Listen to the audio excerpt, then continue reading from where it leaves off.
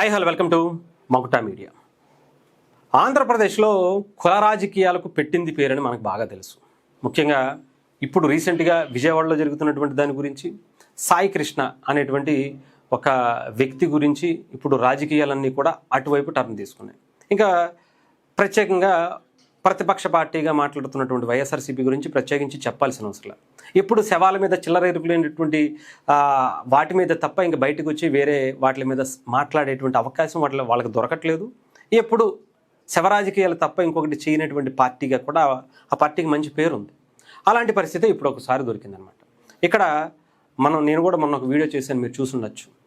గాదే సాయి కృష్ణకి సంబంధించి చాలా క్లియర్గా గాదే సాయి కృష్ణ అనే వ్యక్తి మంచోడు, అద్భుతం, సూపరు అని మనం ఏం చెప్పట్లా. అతను చేసినటువంటి చాలా దరిద్రమైనటువంటి పనులు ఉన్నాయి. రౌడీ షీటర్ అని ఇంకొకటని చాలా ఉన్నాయి. ఇవన్నీ కూడా చాలా క్లియర్గా చూస్తే 2019 నుంచి 24 వరకు ఉన్నాయి.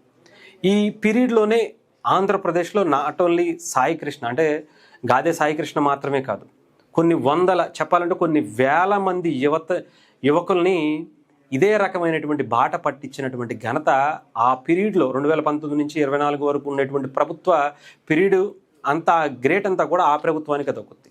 ఎందుకంటే స్వయాన నేను చూశాను. ఆంధ్రప్రదేశ్లో దేశంలో ఏ మూల గంజాయి దొరికినా కూడా ఆంధ్రప్రదేశ్ వైపే చూపించే. అలాంటి ఆంధ్రప్రదేశ్లో యువత చదువుకోలేక, చదువుకున్న చదువుకి ఉద్యోగం సరిగ్గా రాక, ఎక్కడికి వెళ్ళాలో ఏం చెయ్యాలో తెలియక, తల్లిదండ్రులకి ఇబ్బంది కాక ఏ పని పడితే ఆ పని చేసుకున్నారు. కూలి పనా, నాలి పనా అని డిగ్రీలు చేత పట్టుకుని రోడ్ల మీద పిచ్చోళ్ళలా తిరిగారు. అలాంటి యువత తల్లిదండ్రుల కష్టాలను చూసి ఏం చేయాలో తెలియక మద్యం బారిన, గంజాయి బారిన, ఇలా చైన్ బ్లేడ్ బ్యాచ్లుగా చాలామంది తయారైపోయారు. నేను అటు భీమవరం దగ్గరలో అనుకుంటా ఒక విలేజ్కి వెళ్తే, మారుమూల విలేజ్, రామచంద్రపురం, భీమవరం ఆ దగ్గరలో అనుకుంటా, రామచంద్రపురం నాకు తెలిసి. ఆ ఏరియా దగ్గరలోకి వెళ్ళినప్పుడు శ్మశాన వాటికి పక్కన గంజాయి కొడుతున్నారు. అది కూడా రాత్రి 9-10 గంటలకు. కుర్రోళ్లే అందరూ కూడా 20-25 ఏళ్ల లోపు ఉండేటువంటి కుర్రోళ్లే. ఆ వైపుకు వెళుతున్నటువంటి ఎవరన్నా అక్కడికి వచ్చి వాళ్ళని చూస్తున్నారేమో అని చెప్పి బాటిల్స్ పట్టుకుని ఇసిరేస్తున్నటువంటి పరిస్థితి. తాగుతూ గంజాయి కొడుతూ. తెల్లారి నేను అక్కడికి వెళ్ళి వీడియో కూడా తీశా. పంట పొలాల మధ్యలో ఉందా ఆ శ్మశానం, ఆ శ్మశానానికి దగ్గరలో. అంత దారుణమైనటువంటి పరిస్థితి. ఎందుకంటే ఈ తల్లిదండ్రులు ఎంతో కష్టపడి చదివించుకుంటే వాళ్ళకి ఉద్యోగాలు రావట్లా.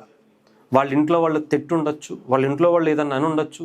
మనం చదువుకున్న చదువుకి సరైన ఉద్యోగం రావట్లేదురా ఏంట్రా అని చెప్పి ఇలా చెడు వ్యసనాలకు అలవాటు పడి ఉండొచ్చు. అలాంటి పరిస్థితే ఈ సాయి కృష్ణ కూడా వచ్చింది. ఏ దరిద్రమో ఏంటో తెలియదు, మొత్తానికి గాడి తప్పాడు. చాలా దారుణమైనటువంటి పనులన్నీ చేశాడు. ఇప్పుడు సాయి కృష్ణ మనకు తెలుసు, నాకు బాగా తెలిసినటువంటి వ్యక్తి ముల్లపూడి నాగేశ్వరరావు గారికి మేనల్లుడు అవుతారు. కాపు అనేటువంటి క్యాస్ట్ని ఇప్పుడు బాగా వైఎస్ఆర్సీపీ హైలైట్ చేస్తుంది. ముల్లపూడి నాగేశ్వరరావు గారి గురించి ఏమాత్రం అవగాహన ఉన్నటువంటి వ్యక్తులైనా సరే ఆయన్ని వైఎస్ఆర్సీపీ అనో ఇంకొకటనో కులముద్రేసో వైఎస్ఆర్సీపీ స్క్రిప్ట్ ఇచ్చారనో దయచేసి ట్రోల్ చేయకండి. ఆయన నిన్నగాక మొన్న నేను ఒక ఇంటర్వ్యూ తీసుకున్నా. కాపులు పవన్ కళ్యాణ్ గారిని వ్యతిరేకిస్తూ కొంతమంది చేసినటువంటి ప్రచారానికి ఆయన కౌంటర్ ఇచ్చాడు. కాపులు దయచేసి పవన్ కళ్యాణ్ లాంటి వ్యక్తిని కాపాడుకుందాం. ఆయన మన కులానికి మాత్రమే కాదు అన్ని కులాలని కూడా సమానంగా చూసేటువంటి వ్యక్తి. దేశంలో ఇన్ని గొప్ప అవార్డులు తీసుకొస్తున్నాడు మన శాఖ, ఇక్కడ ఆంధ్రప్రదేశ్ శాఖకి సంబంధించి ఇన్ని అద్భుతాలు చేస్తున్నాడు. కొండల్లో గుట్టల్లో ఉండేటువంటి వ్యక్తులు కూడా పవన్ కళ్యాణ్ గారిని గుండెల్లో పెట్టుకుంటున్నారు. మనం ఎందుకు ఇలా పవన్ కళ్యాణ్ గారి మీద విషం చిమ్ముతున్నాం అని చెప్పి ఆయన చాలా బాగా మాట్లాడారు. అలాంటి వ్యక్తి ఆయన గతంలో వైఎస్ఆర్సీపీలో ఉండుండొచ్చు, గతంలో వైఎస్ఆర్సీపీకి ఆయన ప్రచారం చేసి ఉండొచ్చు. ఇప్పుడు దాన్ని తీసుకొచ్చి పవన్ కళ్యాణ్ గారి లాంటి వ్యక్తి మీద ఆయన్ని వాడుకోవటం అనేది కరెక్ట్ కాదు. ఈరోజు కూడా నేను మాట్లాడాను ఆయనతో. హలో బాబాయ్, గుడ్ మార్నింగ్. గుడ్ మార్నింగ్ అండి. మీరు చూసే ఉండొచ్చు, నిన్న మొన్న దాదాపు 2-3 రోజుల నుంచి కూడా మీ మేనల్లుడికి సంబంధించిన ఇష్యూ చాలా వైరల్ అవుతుంది. దీని మీద ప్రభుత్వం చంద్రబాబు నాయుడు గారు కూడా సీఎంగా ఆయన స్పందించారు, ఉప ముఖ్యమంత్రిగా పవన్ కళ్యాణ్ గారు కూడా స్పందించారు. ఆ సిఐ నాగరాజుని సస్పెండ్ చేసినటువంటి పరిస్థితి కూడా కనిపించింది. అయితే ఇక్కడ నిజంగా కొంచెం రాజకీయ రంగు పులుముకుంటుందేమో, ఈ కేసు ఆ వైపుగా వెళ్తుందేమో. కొంతమంది కావాలని ఇది జనసేన పార్టీకి అంటగట్టేటువంటి ప్రయత్నం చేస్తున్నారు. చాలా క్లియర్గా ఇప్పుడు ఉండేటువంటి ప్రతిపక్ష పార్టీ ఆ పార్టీకి సంబంధించినటువంటి నాయకులు అంబటి రాంబాబు గారు కావచ్చు, లేదంటే ఆ పార్టీకి సంబంధించినటువంటి నాయకులు మాట్లాడుతున్నటువంటి తీరు మీరేమంటారు? ఏమండి, ఇది పార్టీలకు యథార్థంగా పోలీస్ అంటే మా గౌరవం. పోలీస్ గురించి ఎన్ని మీడియాలు చేశానో మీకు తెలుసు. అవును బాబు. ఒక స్టేషన్ లో విజయవాడ 6 టౌన్ లో ఈ సిఐఏ మరియు 8 మంది 9 మంది చేసిన విషయానికి ఎంటైర్ పోలీస్ డిపార్ట్మెంట్ నేను నిందించటల్లా. ఈ సిఐ యొక్క బిహేవియర్ ఏంటనేది విజయవాడలో ఉన్న 3,000 మంది రౌడీ షీటర్ల మీరు అడగండి. అనేక మంది ఆ స్టేషన్ కి కంప్లైంట్ మీద వెళ్ళినటువంటి వాళ్ళ మీరు అడగండి. ఇతని బిహేవియర్ ఏంటనేది మీరు అడగండి. మాకు కావాల్సింది ఒక్కటే, మేము పవన్ కళ్యాణ్ గారి అభిమానులు, మేము చంద్రబాబు గారు అంటే గౌరవం. వైఎస్ఆర్ పార్టీ అంటే మేము ఎప్పుడూ కూడా లేదండి, నా మీడియాలో కూడా మీకు తెలుసు. కానీ ఇప్పుడు మానవతావాదిగా లేదు, ఒక ప్రతిపక్ష నాయకుడిగా లేదు, మా జీవితాలుగా మా బంధువర్గం అతను అంబటి రాంబాబు గారు. ఏమండి ఏమైందని అడిగితే వైఎస్ఆర్ పార్టీ ఇల్లని చెప్పి మాట్లాడారు. నేను ఏ పార్టీ అనేది మీరే చెప్పండి మీడియా వారు.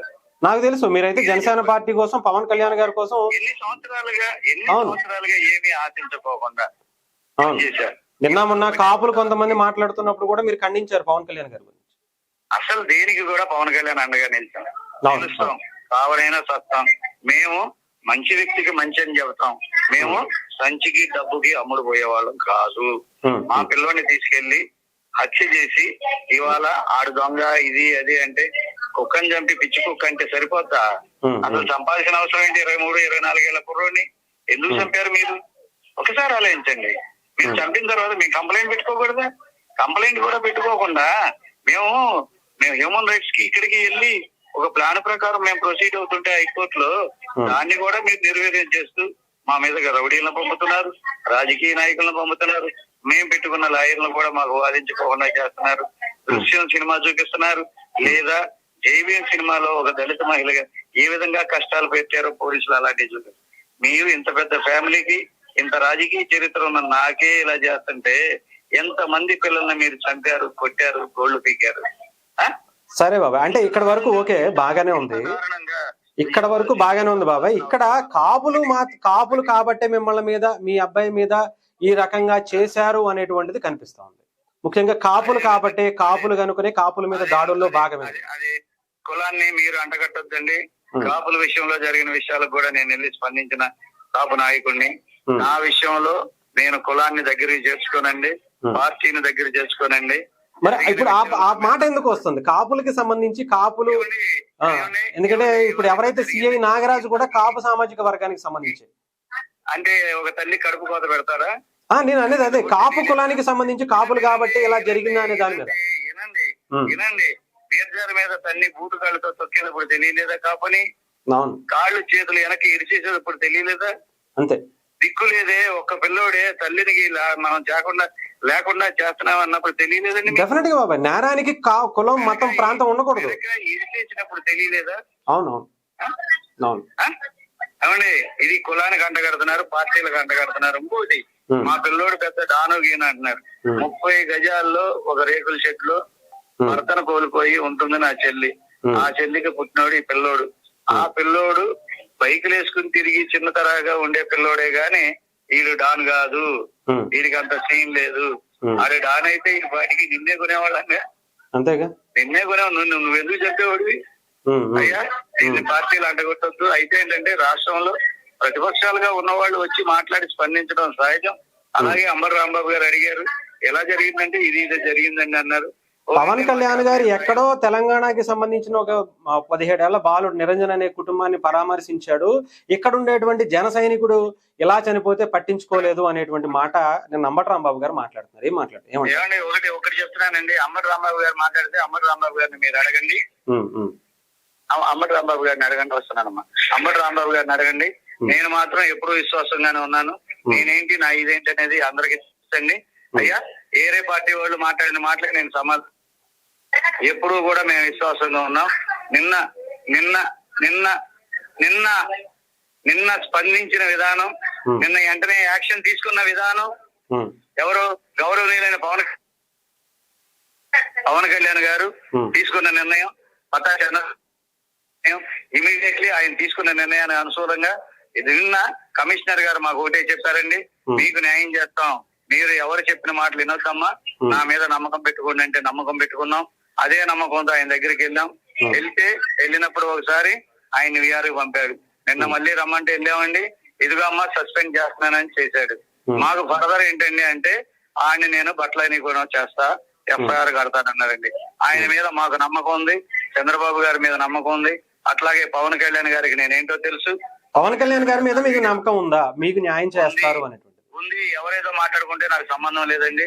వాళ్ళు ప్రతిపక్ష నాయకులుగా వచ్చి అడిగినప్పుడు మేము మాట్లాడాలా వద్దా, అది తప్పదు కదండి. అది ఒకటి ఆలోచించుకోండి సార్ ప్లీజ్, ఇంతకు మించి నేను చెప్పలేదు. రైట్ బాబాయ్, థ్యాంక్ యూ బాబాయ్. పవన్ కళ్యాణ్ గారికి దీనికి ఎటువంటి సంబంధం లేదు, దీనికి కాపు కులానికి ఎటువంటి సంబంధం లేదు. ఇక్కడ అసలు కాపుల ఇష్యూ ఎందుకు తీసుకొస్తున్నారు? కాపులు అనే వ్యక్తులు కాపుల మీద దాడులు జరిగిపోతాయి అని చెప్పి కూటమి ప్రభుత్వంలోనే జరుగుతున్నటువంటి పరిస్థితిగా చూపించేటువంటి క్రియేట్ ఎందుకు చేస్తున్నారు? అది కూడా అతను చనిపోయాడనో, లేదంటే చంపబడ్డాడనో, లేదంటే బతుకుండి కిడ్నాప్ అయ్యాడనో, ఇంకొకటనో చెప్తున్నారు కదా. వీళ్ళందరికీ సంబంధించి చాలా క్లియర్గా ఇతను గాదే సాయికృష్ణ అనేటువంటి వ్యక్తి, ముల్లపూడి నాగేశ్వరరావు గారి మేనలుడు, ఆ అబ్బాయి కాపు కులానికి అయితే సంబంధించినటువంటి వ్యక్తి ఎంత నిజమో, అవతల సిఐ చంపేశాడనో, దాచేశాడనో, ఇంకొకటనో వస్తున్నటువంటి ఆ సిఐ కూడా అతను కూడా కాపు కులానికి సంబంధించిన వ్యక్తే. ఒక కాపు కులం వ్యక్తి ఇంకో కాపు కులానికి సంబంధించినటువంటి వ్యక్తిని చంపాడు అంటే అది కాపుల మీద దాడి ఎలా అవుతుంది? ఇతనికి శిక్ష పడితే అతనికి శిక్ష పడితే అతని కాపుకి ఆ కాపుకి శిక్ష పడినట్టే కదా. అక్కడ జరిగినటువంటి వ్యక్తుల మధ్య, కుటుంబాల మధ్య ఉండేటువంటి ఆ వాటిని చూడాలి తప్ప ఇక్కడ పవన్ కళ్యాణ్ గారు ఎందుకు చేస్తారు? ఈరోజు పవన్ కళ్యాణ్ గారు ఆ సీఐని సస్పెండ్ చేశారు, వెంటనే ఆదేశాలు ఇచ్చారు, ఎంక్వైరీకి కోరారు. ఆయన ఎందుకు అంటే ముల్లపూడి నాగేశ్వరరావు గారు అనే వ్యక్తి పవన్ కళ్యాణ్ గారి భావజాలంతో ఇష్టపడి పవన్ కళ్యాణ్ గారికి అండగా నిలబడ్డారు కాబట్టి. అందుకనే ఇంత త్వరితగతిన 2-3 రోజుల క్రితం ఇది వచ్చింది బయటికి, వెంటనే ఎంక్వైరీకి వేశారు, వెంటనే సస్పెండ్ చేశారు, విచారణ వేగవంతంగా చేయమని చెప్పి ఒక ఎటువంటి ఇబ్బందులు లేకుండా చేయాలని చెప్పి కోరారు. చాలా ఫాస్ట్గా దీని మీద డెసిషన్ కోసం వచ్చాయి. ఈ టైంలో మళ్ళీ కాపుల మీద దాడులు అని ఎందుకు వస్తాయి? అంటే వైఎస్ఆర్సీపీ టైంలో ఎప్పుడు జరగలేదా? అంటే అంత నిష్పక్షపాతంగా మీరు చేసేసి ఉంటే గొడ్డలి పోటీతో గురైనటువంటి మీ బాబాయికి సంబంధించినటువంటి హత్య కేసుని ఇప్పటివరకు ఎందుకు తేల్చుకోలేకపోయారు? 5 ఏళ్ళు మీరు అధికారంలో ఉన్నప్పుడు. ఒక బీసీ బిడ్డ పెట్రోల్ పోసి వాళ్ళ అక్కని ఇబ్బంది పెడుతున్నారని గట్టిగా మాట్లాడినందుకు ఆ బీసీ బిడ్డని ఒక తమ్ముడిని కాల్చి నిర్దాక్షిణ్యంగా చంపేసినప్పుడు తనకి తెలియలేదా? ఒక దళితుడిని డోర్ డెలివరీ చేసినటువంటి ఒక కాపు ఎమ్మెల్సీకి సంబంధించి అతన్ని ఏమన్నా చర్య తీసుకున్నారా? పార్టీ తరపున ఏమన్నా అతన్ని సస్పెండ్ చేశారా? ఒక దళిత డాక్టర్ మాస్క్ లేవన్న పాపానికి అతన్ని పిచ్చోడిని చేసి నడి రోడ్డు మీద ఏం చేశారో మనం అందరం చూసాం కదా. అలాంటి మీరు కూడా పవన్ కళ్యాణ్ గారిని లేదంటే కూటమి ప్రభుత్వాన్ని నిందించేటువంటి పరిస్థితి ఉంటే కొంచెం ఆలోచించుకోవాల్సినటువంటి పరిస్థితి వస్తుంది. గతంలో మీరు చేసినటువంటి బాబాయికి సంబంధించిన దాని మీదే మీరు ఇప్పటి వరకు మీ సొంత చెల్లెళ్ళని కూడా, మీ తల్లిని కూడా ఇప్పటివరకు ఏ రకంగా మీరు ఇష్టానుసారం మాట్లాడారో, ఎంత రంకులు బొంకులు అంటగట్టారో మనం ప్రత్యేకించి చూడాల్సిన అవసరం లేదు కదా. ఇక్కడ ఆయన చాలా క్లియర్గా చెప్తున్నారు, మాకు పవన్ కళ్యాణ్ గారి మీద నమ్మకం ఉంది కాబట్టే మేము బయటకు వచ్చాం, మాట్లాడాం, వెంటనే మాకు న్యాయం జరుగుతుందనేటువంటి ఒక నమ్మకం ఉందని చెప్పి ఆయన మనకు ఫోన్లో కూడా మాట్లాడడం జరిగింది. సో డెఫినెట్గా గాదే సాయికృష్ణ అతను మంచోడా చెడ్డోడా అనేది పక్కన పెడితే అతను కనీసం వాళ్ళ కుటుంబానికి చూపించాలి. అది ఆఖరి చూపైనా, బతుకుంటే అసలు చూపైనా, ఏదైనా కావాల్సిందే. ఆ తల్లిదండ్రులకు న్యాయం జరగాల్సిందే. అతను చేసినటువంటి తప్పుకి అతను ఏమి పవన్ కళ్యాణ్ గారి ఫ్యాన్గా, పవన్ కళ్యాణ్ గారి జనసేన పార్టీలో తిరిగినటువంటి వ్యక్తి కాదు కదా. మరి వైఎస్ఆర్సీపీ తరఫున మీరు అధికారంలో ఉన్నప్పుడు దాదాపు అన్ని సంవత్సరాల్లో కేసులు పెట్టింది కూడా మీరే, అతన్ని జైలు పాలు చేసింది కూడా మీరే. మరి ఇప్పుడు వచ్చి ఏదో పవన్ కళ్యాణ్ గారి గురించి ఆయన పార్టీకి సంబంధించినటువంటి వ్యక్తిగా మీరు చిత్రీకరించేటువంటి ప్రయత్నం చేస్తున్నారు చూసారా. అసలు ఫోటో కూడా ఆయనది కాకుండా మీరు మ్యానికులేట్ చేసి చూపిస్తున్నారు చూసారా. ఎవరో రెడ్డికి సామాజిక వర్గానికి చెందినటువంటి వ్యక్తి ఫోటోలు తీసుకొచ్చి అతని గోళ్ళు అవి పీకేశారని చెప్పేసి ఆ ఫోటోలు తీసుకొచ్చి గాదే సాయికృష్ణకి సంబంధించినటువంటి ఫోటోలుగా చూపించేటువంటి ప్రయత్నం మీరు చేస్తున్నారంటే ఎంత దౌర్భాగ్యం. అంటే ఒక ఛానల్గా లేదంటే ఒక వెబ్సైట్లుగా మీ ఛానల్స్, మీ వెబ్సైట్లు, మీ పేపర్లు, ఆఖరికి అఫీషియల్ పేజీలు కూడా అఫీషియల్గా ఉండేటువంటి మీ ఛానల్స్ కూడా ఇంత దారుణంగా ఇంత క్లియర్గా ఫొటోస్ని మార్చేసి మరీ చూపించేటువంటి ప్రయత్నం చేస్తున్నారంటే, చంపేశారు అని చెప్పి చంపలేదు, చంపారో లేదో తెలియదని ఆ కుటుంబం చెప్తుంటే మీరు మొత్తానికి ఏదో చేసేశారని చాలా క్లియర్గా ఇచ్చేస్తున్నారంటే మీకు ఎక్కడ ఇన్ఫర్మేషన్ వచ్చింది? ఉంటే బయటికి చెప్పచ్చు కదా. ఇవన్నీ కూడా డెఫినెట్గా అంటే శవాల దగ్గర చిల్లర ఏరుకోవటం, శవాల దగ్గర కూడా రాజకీయ కంపు కొట్టడం అనేది కరెక్ట్ కాదు. అంటే నేరస్తుడికి కులం, మతం, ప్రాంతం అనేది ఉండకూడదు. డెఫినెట్గా అది శిక్ష పడాల్సింది. అదే సిఐ నాగరాజు అయినా, సాయి కృష్ణ అయినా సరే. సో ఏదేమైనా కానీ ఈ ఉదాంతానికి సంబంధించి డెఫినెట్గా న్యాయం జరుగుతుంది. అది పవన్ కళ్యాణ్ గారు ఆయన తీసుకున్నటువంటి డెసిషన్లో చాలా క్లియర్గా మనం అయితే చూస్తాం. సో డెఫినెట్గా దానికి ముందుకు వెళ్ళేటువంటి పరిస్థితి ఉందని ఇప్పటికే ఆయన మేనమామగా, సాయి కృష్ణ మేనమామ చెప్పినటువంటి ములపూడి నాగేశ్వరరావు గారి మాటలు కూడా మనం వింటున్నాం.